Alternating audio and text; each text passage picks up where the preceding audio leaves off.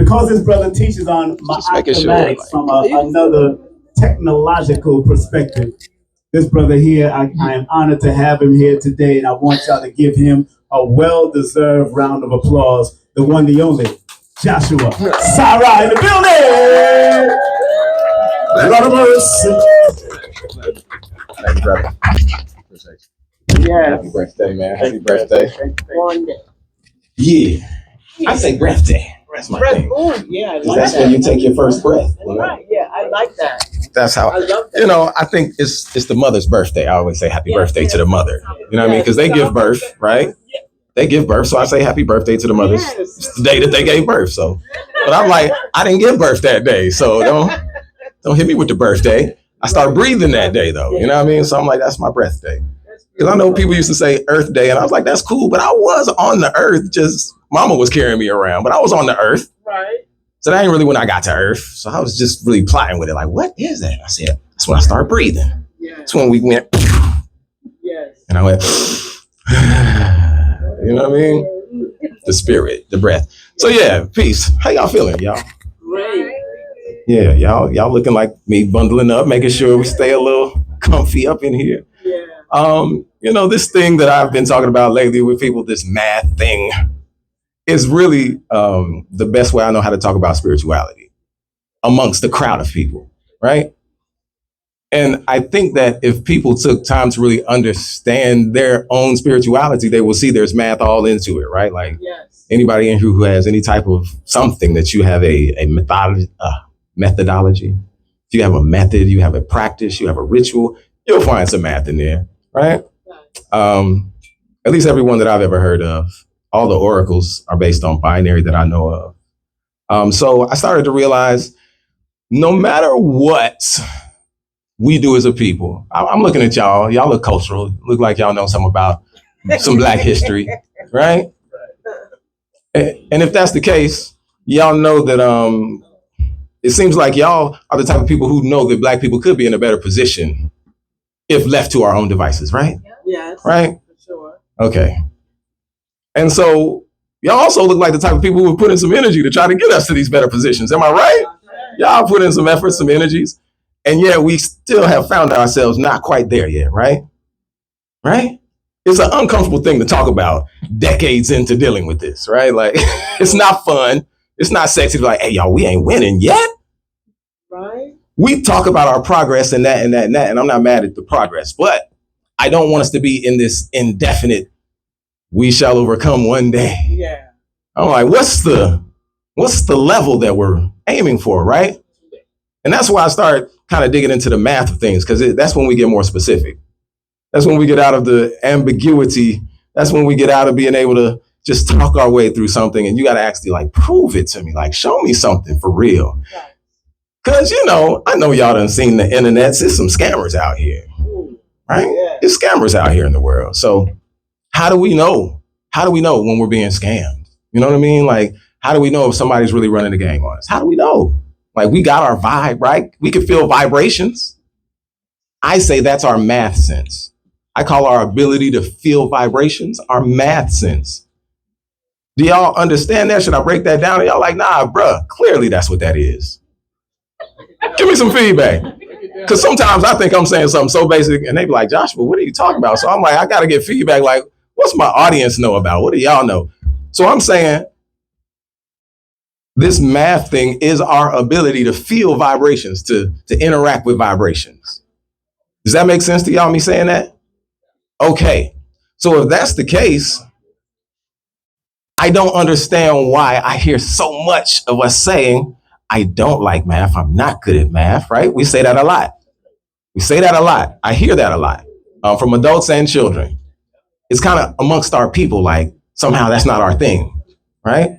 When all of the ancient structures had to have some math for them to even be built, let alone last this long. So it's clearly our thing.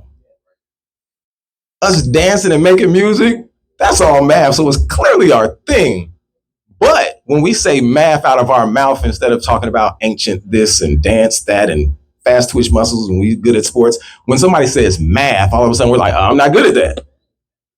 And that's what I want to kind of dig into a little bit and show how that, like, I recently started calling math our rejected revolution. Like we reject it. It's literally our solutions. When you do math, the answer is called the solution. Doing math is how we learn to solve problems. We got problems to solve. So I'm like, we should be working on getting our math up. Nothing else, like nothing else. Politics clearly ain't done it for us. We get scammed with that every time. Like we don't have enough power and control with that. We can vote all we want, and that's cool, fun. Are we really back there counting to see if they counting them right? Like, do we really know if this process is honest? We don't. We just kind of hope and pray, right? You get somebody in there sometimes that you like, sometimes you don't. It's kind of a gamble. We kind of shrug. No matter who gets in there, we kind of shrug and be like, hey, we gonna be all right because we gonna be all right. But that ain't getting us forward, right? And that's what I'm saying. Like, I'm looking for the things that's gonna get us forward. And I just kept studying history. Like, I read a lot of these books. I sat with the elders before I ever moved to New York. I met a lot of these elders. I also studied with Dr. Africa, several classes, several levels to understand who and what we are and how best to help us get forward in real ways, not feel good ways when we come to these events. Like, we're going to get free and go home and do the same thing and stay in the same position and pass it down to our children and tell them this is how you do it. And so I'm like, no, we gotta keep that process of leveling up going. And I was like, what is it that's not taking us all the way over the top? And that's when I was like, it's just the fact that we've been made afraid of our real power source, right? Everything that we really would be good at, they've kind of flipped on us. And that's when I was like, math is a good way to make people see this. Last time King Simon asked me to be on the mic, I said, what's the biggest number? You remember that, right? Oh, yes, sir. I said, what's the biggest number? And, you know, we kind of played with that and people kind of said infinity. And I was like, biggest number is 0.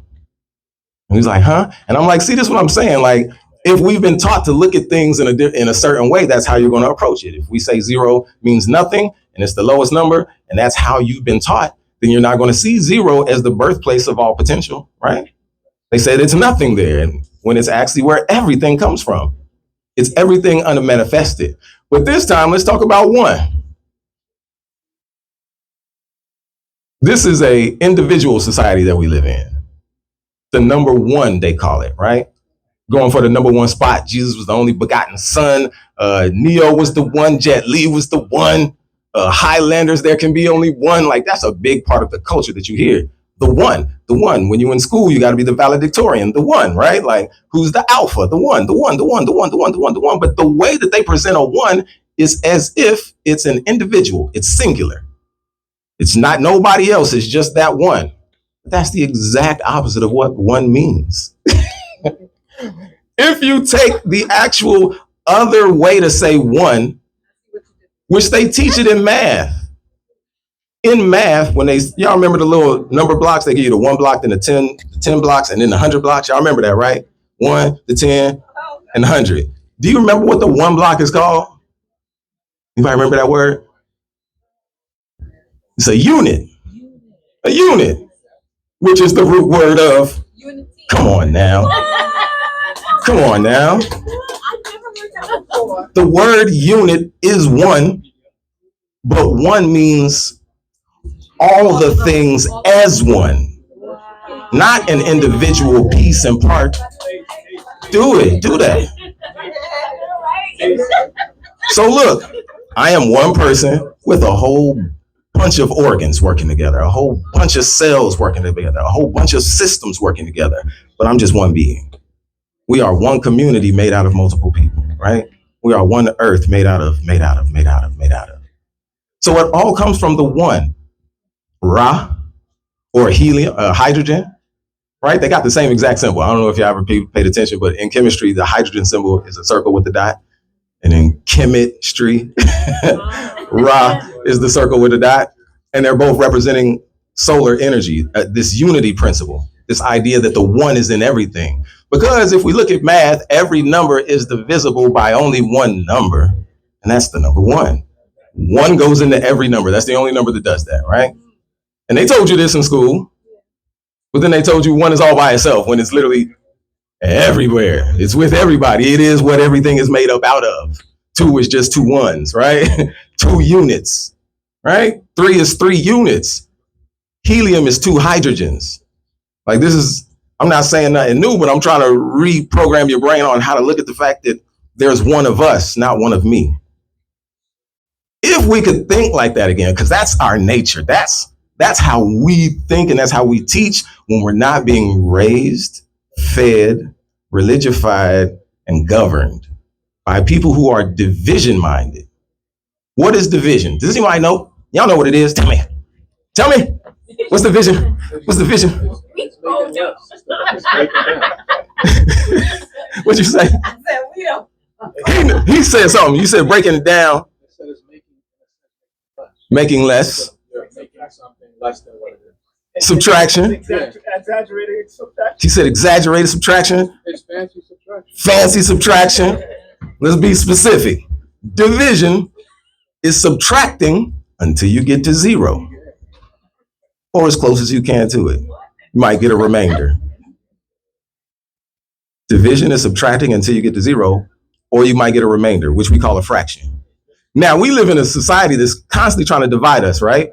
Which means it's trying to break us down, less and less and less and less, until we get to 0, which is death, or leave us with a little fraction. We're a little fragmented people out here, little fractions. We ain't even a whole being. We're a little fraction people, just out here stuck and don't know why, what's wrong, why I can't get forward, because we keep getting divided. When the Bible told you to multiply, be fruitful and multiply. Have you ever wondered why? Like, to me, don't that sound like the same thing? Don't that sound redundant? Be fruitful and multiply. Don't that sound like the same thing? Like, I'm being fruitful, I'm having babies. I'm multiplying, I'm having babies. Ain't that? Yeah.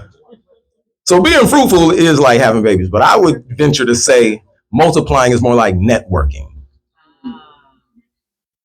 It's more of a connective thing. Like because I can be fruitful, but if I don't have y'all's families for my children to grow up with, to multiply with, you see what I'm saying?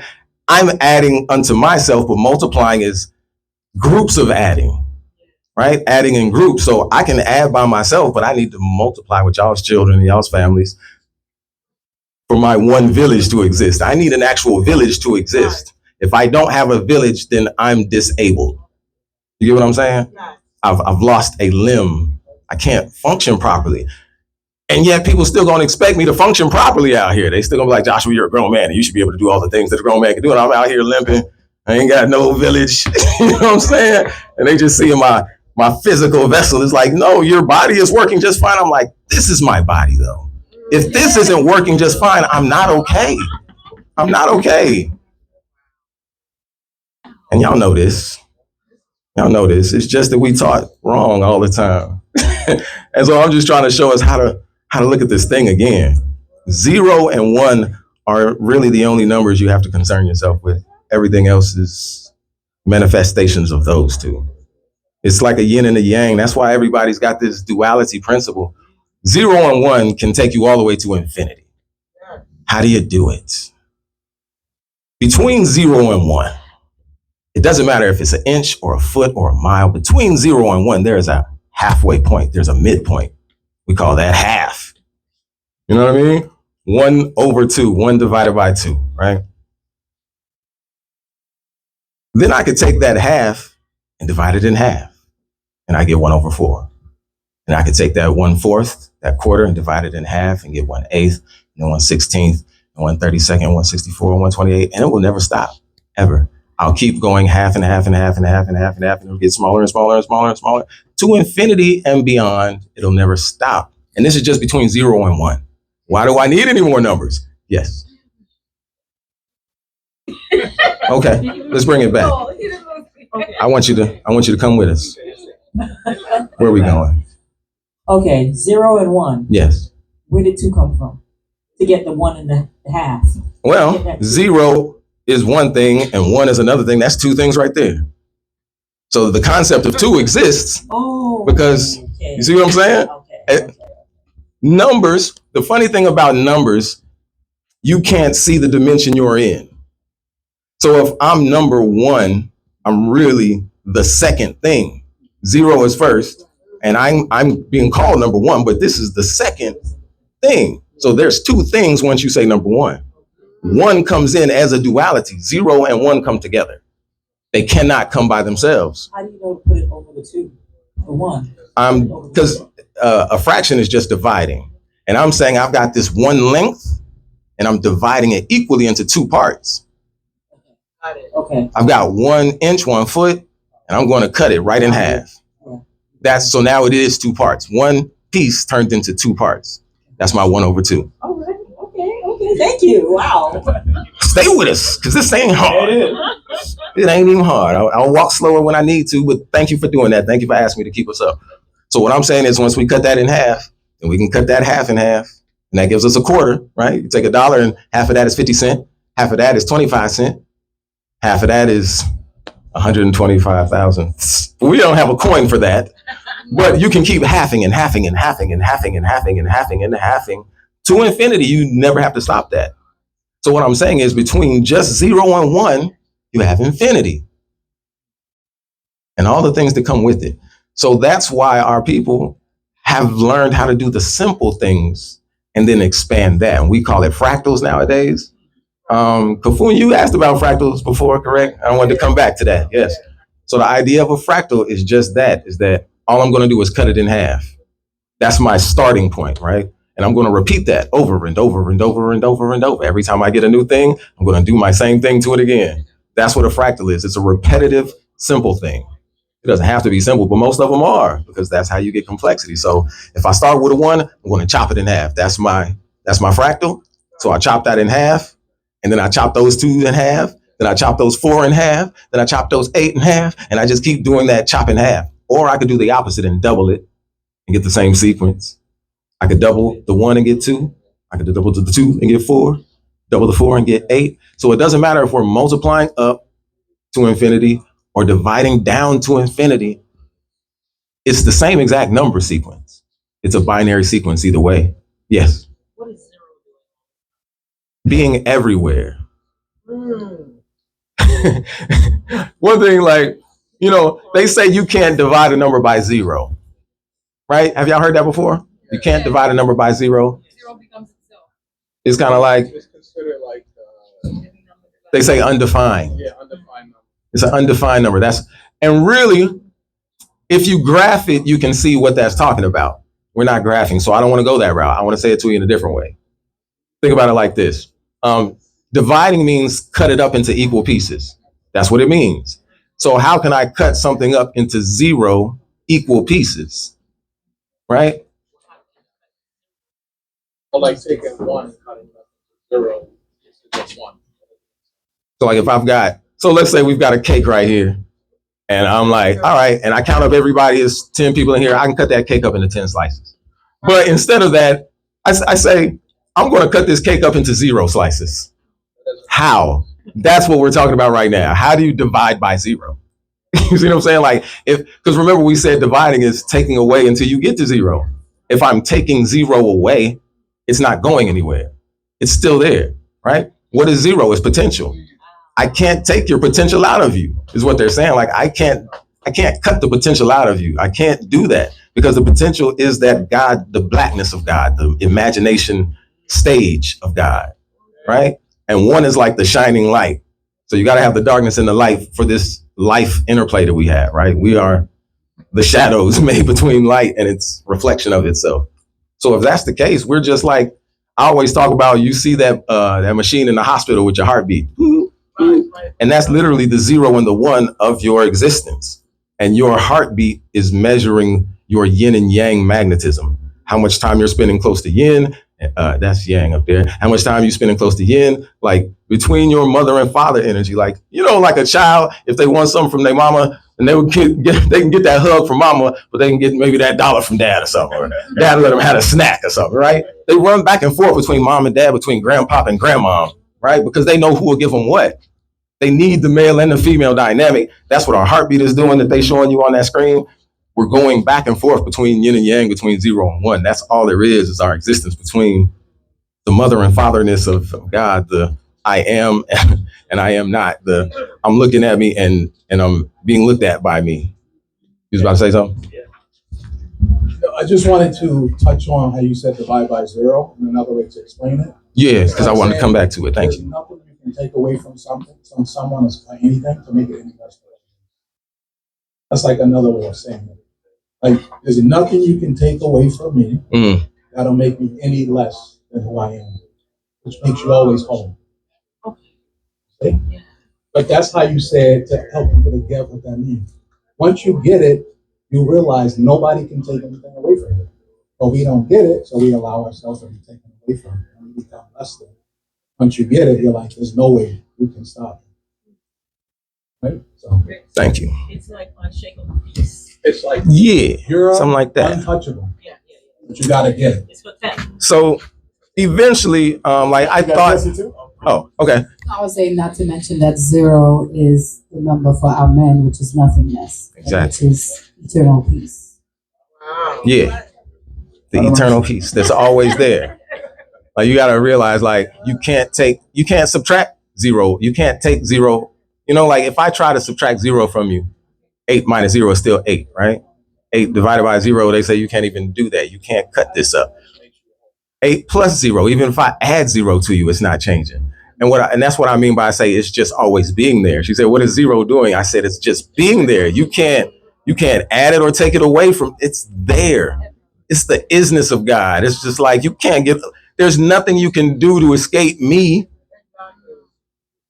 I was saying last time that 0 is the biggest number because if we're saying we talked about what is a factor of a number, right? Like the factors of 10 are the numbers you can multiply to equal 10. So 1 times 10 is 10, 2 times 5 is 10. That's our factors. 1, 2, 5, 10, right? And I said, then what is 3 times 0? 0. So that means 3 is a factor of 0 by this definition of factors, right?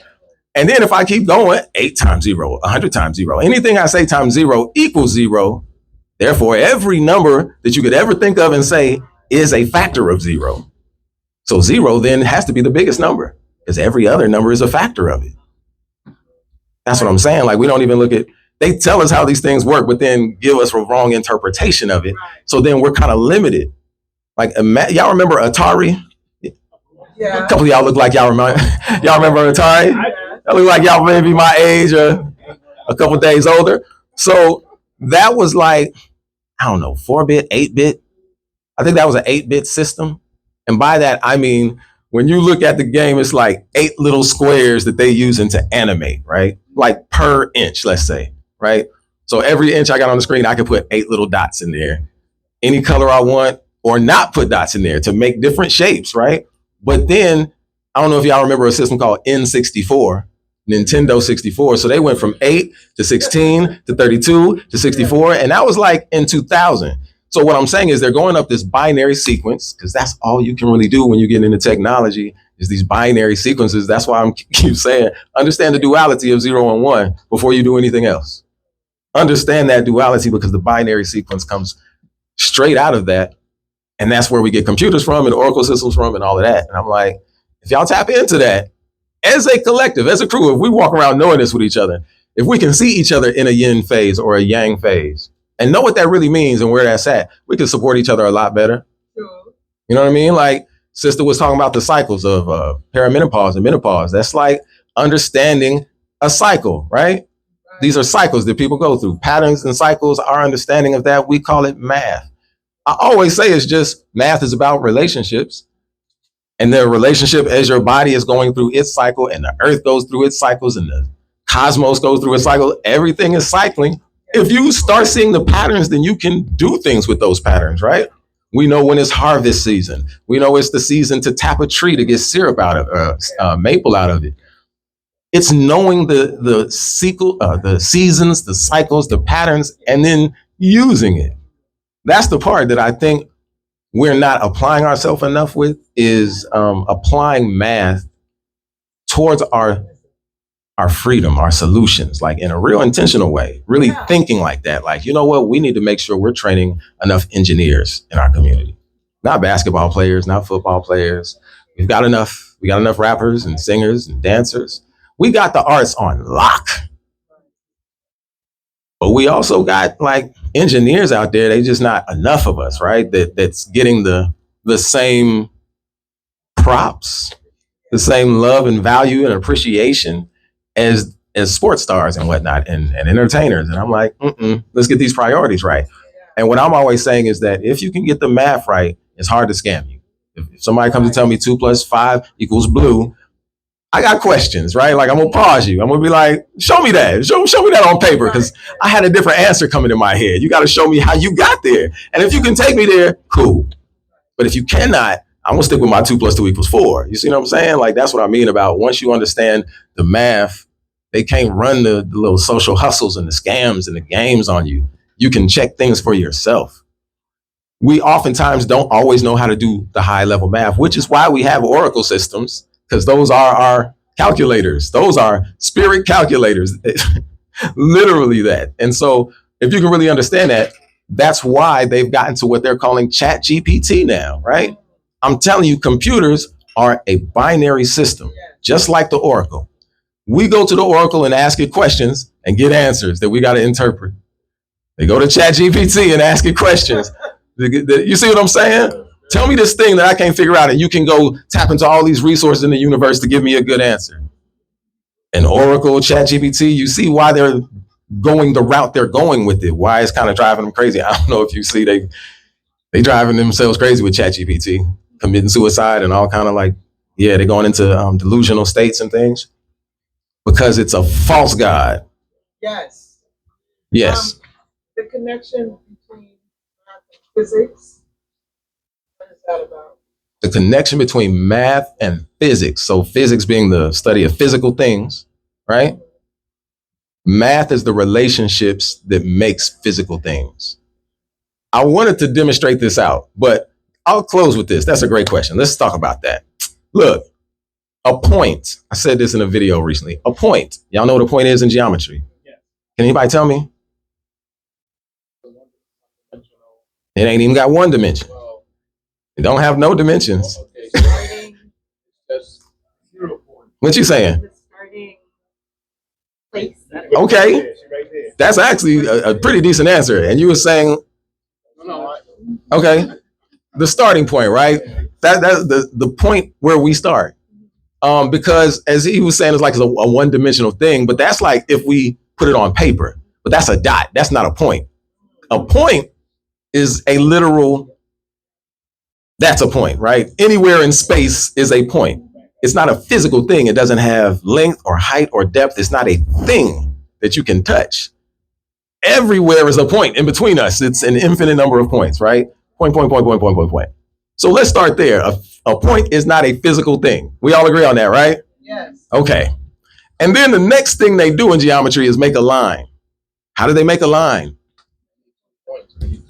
2 points, and then they connect them with a series of points. So if I've taken 2 points and then connected it with a series of points, I still don't have a physical thing then, do I? No.